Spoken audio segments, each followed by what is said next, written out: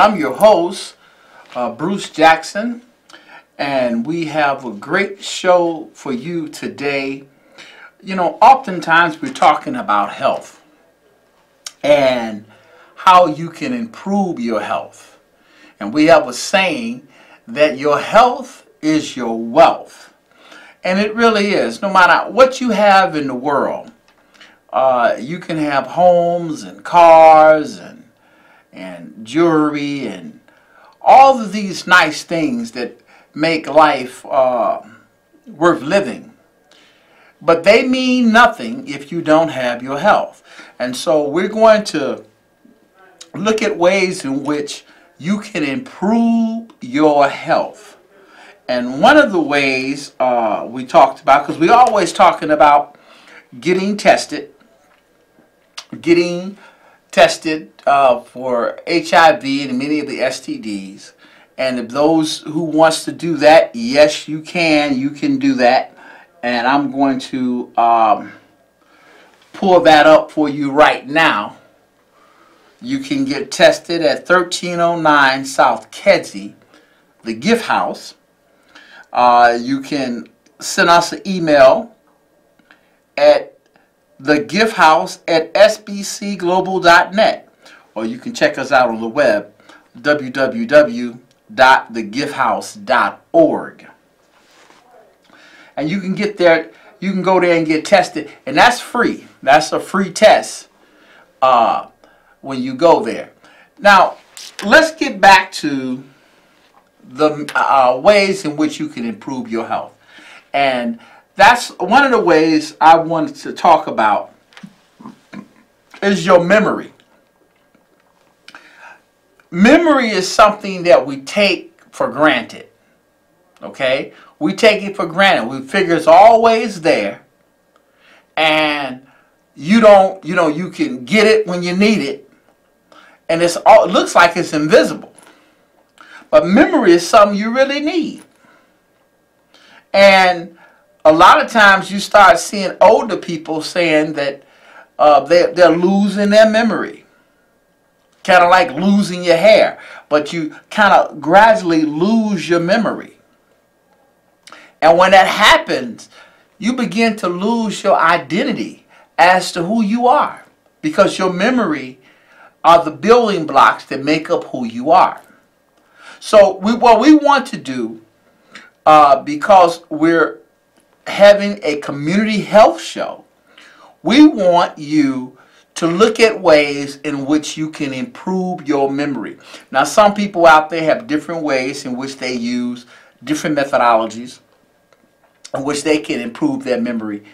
If you have some different from the ones that we share here on the show today, then call us in at the number at the bottom of the screen and share with us how you improve your memory. Okay? So don't harbor it. Don't keep it to yourself.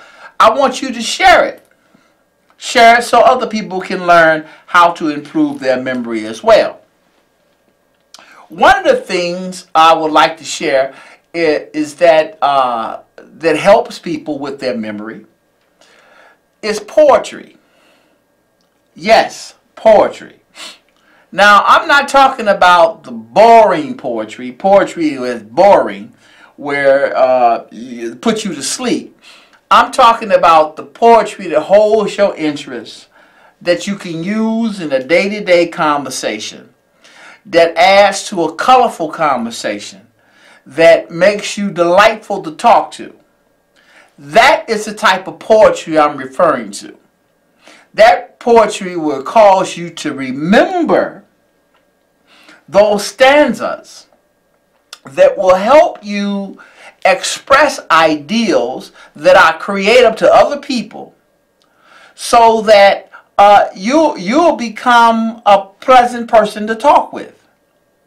And that would improve your memory, because you would have to practice those different types of poetry, and you would have to remember to use it properly. And so poetry helps. Poetry helps. And what I like about poetry is that it is for all walks of life. It don't matter what culture you come from. If you're old, if you're young, you can use poetry. It's a pleasant addition. So that's something you can use to improve your memory. Okay? I think we have a caller. Yes, caller? State your name and your comment, please. Yes, sir. My name is Ray, and I just want to make a little comment and then ask you a question. What happens if someone who knows they are infected with this potentially deadly disease goes out in the community and infects other people, knowing very well that he has this disease? What should happen to that man? Should he be prosecuted, or what would you do? Would you turn him in and prosecute him to the fullest? You say what should happen to the person if he was infected and infected other people? Yes, intentionally, knowingly. You know, it'd be different if he didn't know or she didn't know. But if they know they have the disease and go out there and infect people anyway, should he be prosecuted by the law?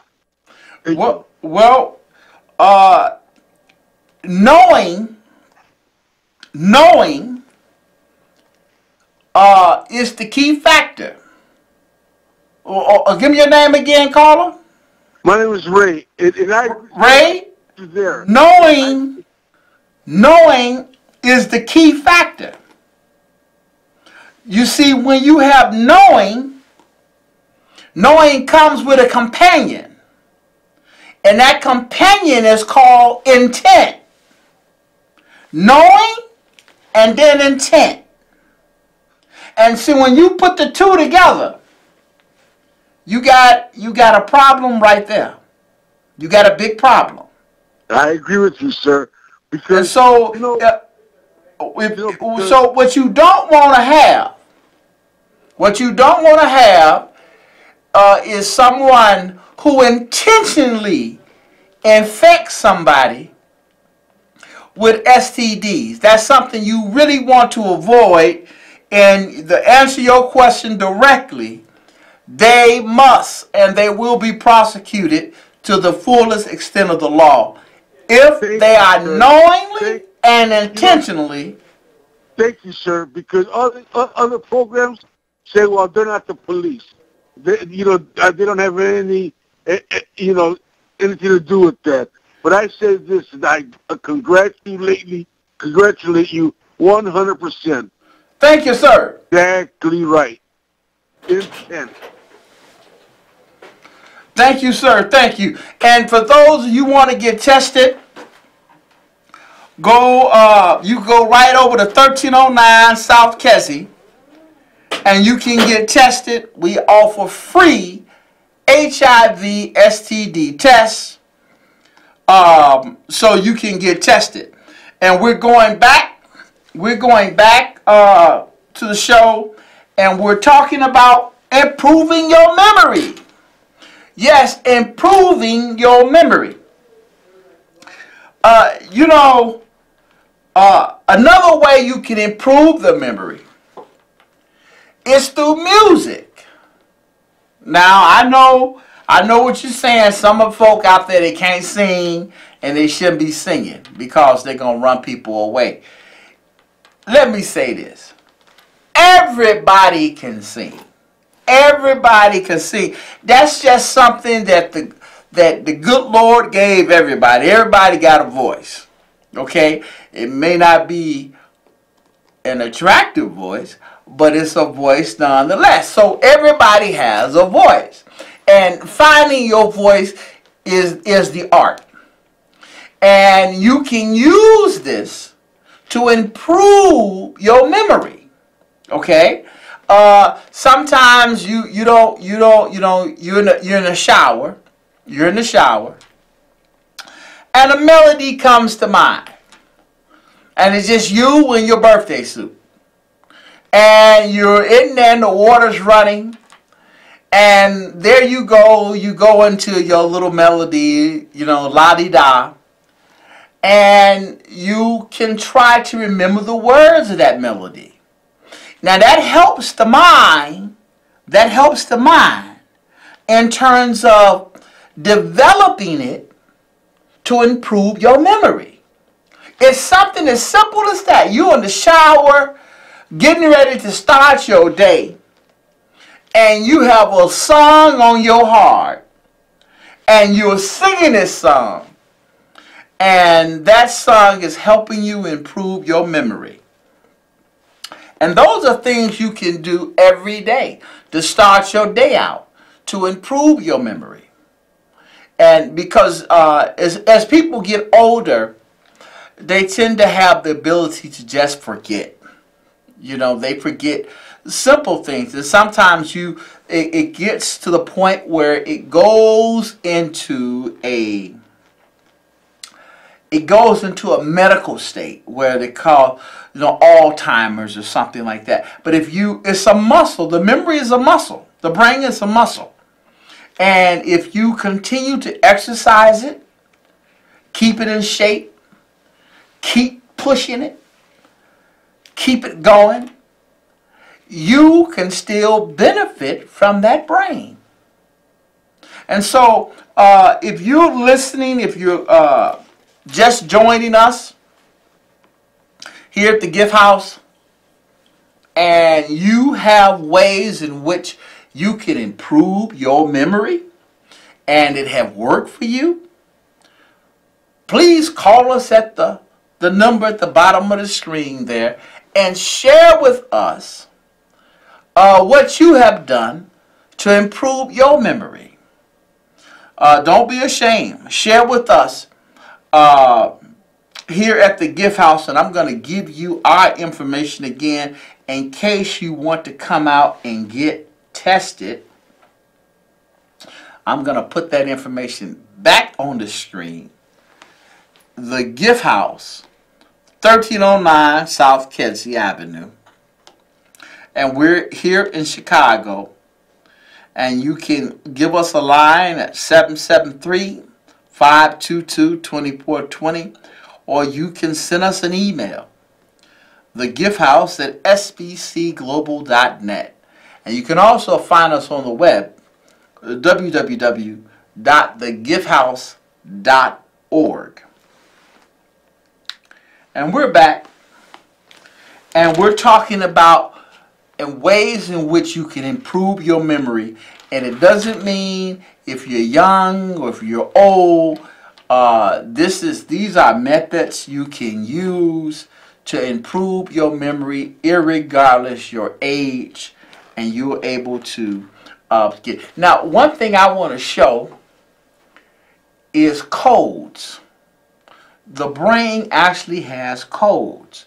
Say if you went to a gas station and the gentleman who gave you the gas, the attendant, if you wanted to remember his name, let's say he was a good guy and he helped you, you needed some directions down the road and he gave you the directions, and you said, that was a really good fellow, I'd like to remember his name. And say his name was Al, okay, and he was at the service station. Now, you really wouldn't have any reason to remember his name, but you wanted to remember it. How would you do it? Well, one of the codes the brain allows you, you would want to remember someone whom you knew as Al. Now, Al may have been an old friend. Al may have been someone you went to high school with. Al may have been someone you met when you were playing football back in grade school. And the name stuck with you.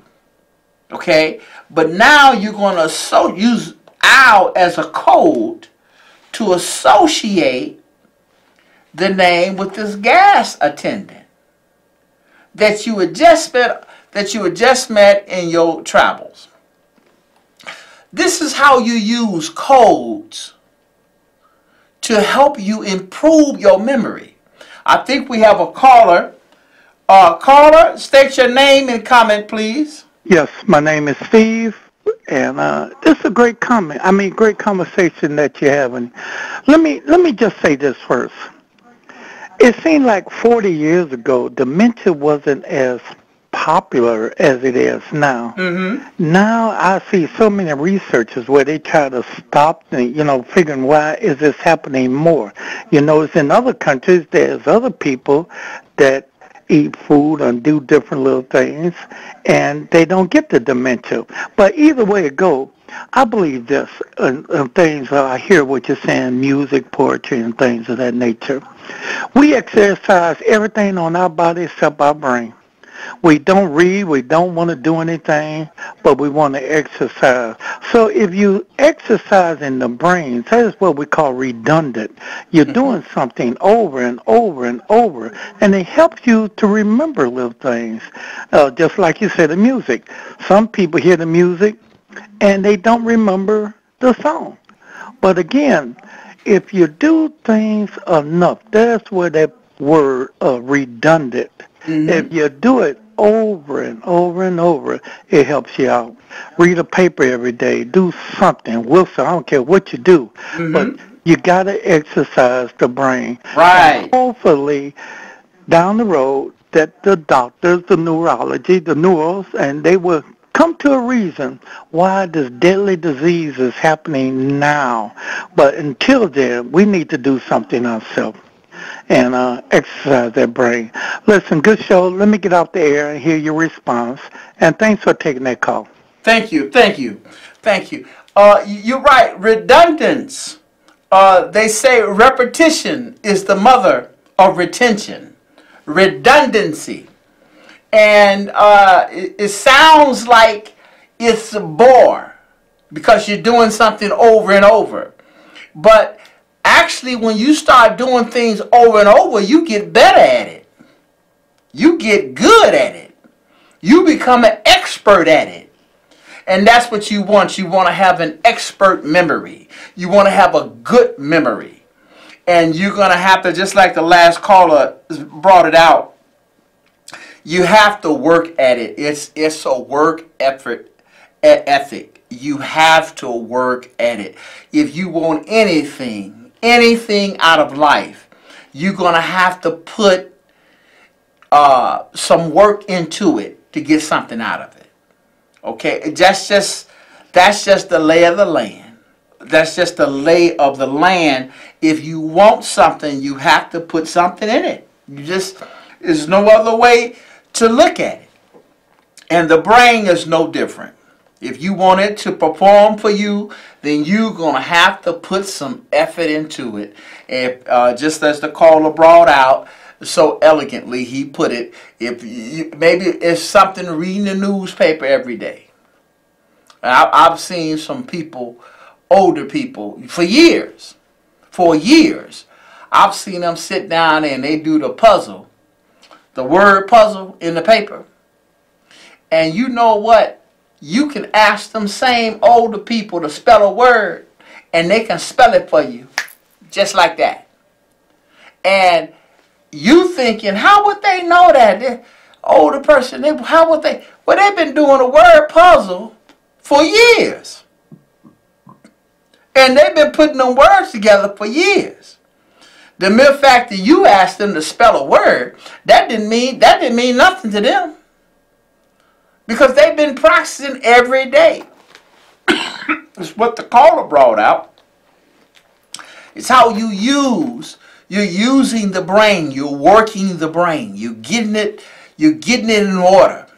You're getting it in order, you're keeping it sharp. And that's what we want, because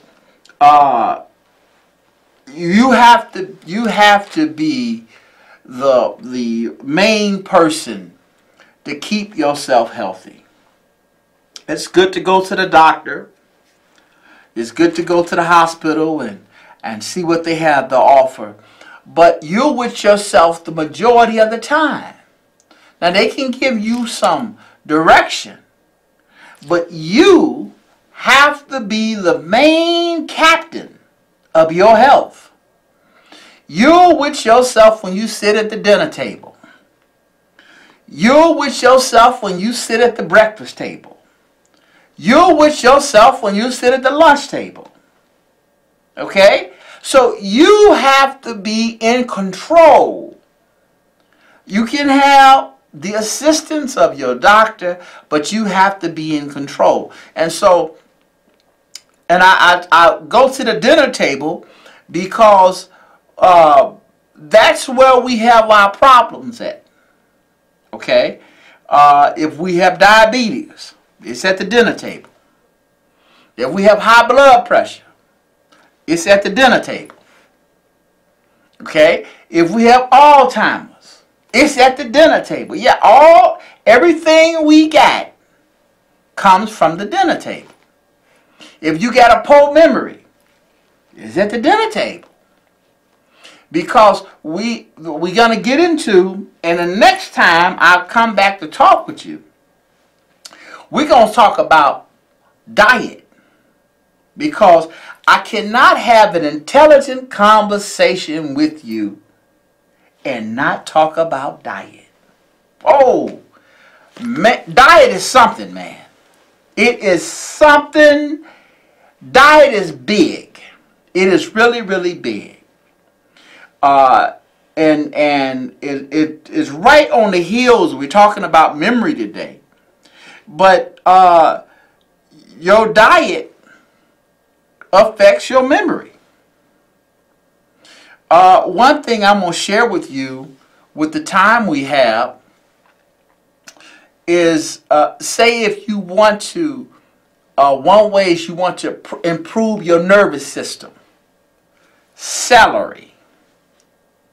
As simple as innocent as celery may be. Just a stalk of celery. You go to the grocery store, get you a stalk of celery, wash it off, chop it up, and have it for lunch. Have it as a snack. Celery helps improve your nervous system. Celery. So if you're some people suffer from neuropathy due to diabetes, and they have pain. If they want to improve your nervous system without having taken a whole lot of other things, you can take something natural such as celery, and you just have it as a snack. It won't elevate your blood sugar, but it will help you tremendously. You can do it as a vegetable juice. But it is very helpful.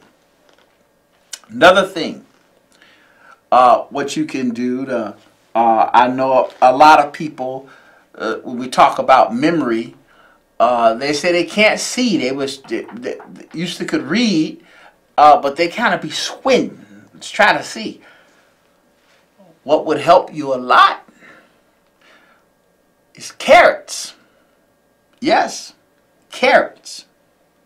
Just simple carrots. Okay. They're telling me I got to wrap it up. And so for those of you who want to get tested, I'm going to run it out here one more time at the Gift House, 1309 South Kedzie. Our number is area code 773-522-2420. And the email is thegifthouse@sbcglobal.net, www.thegifthouse.org.